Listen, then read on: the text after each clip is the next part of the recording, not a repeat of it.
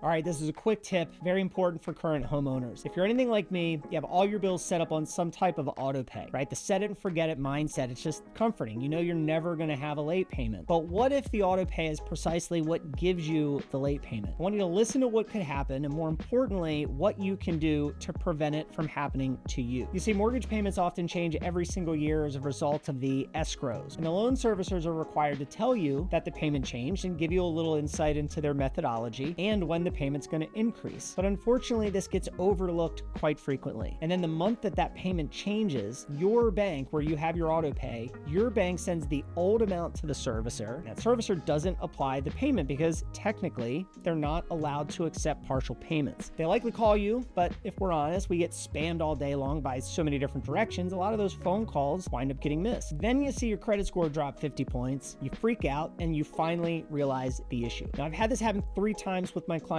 in the past few months. A lot of companies do their escrow analysis in October, changes happen shortly after, and in each of those cases, it took several hours of conference calls to remove the late payments. It was so annoying. Now, the solution is simple. Instead of setting up your auto pay with your bank, set it up directly with the loan servicer. That way, they will automatically adjust the payment they pull from your bank account, and it eliminates the risk entirely. You know, when your scores drop, the cost of borrowing money increases quite a bit, and even worse, it could hurt your ability to get approved, as was the case with one of my favorite clients just this past month until that late payment was deleted. Now, before you watch another reel, sign on to your banking app, cancel the mortgage auto pay, go to your loan servicer and set it up directly with them so you never have to worry about this problem.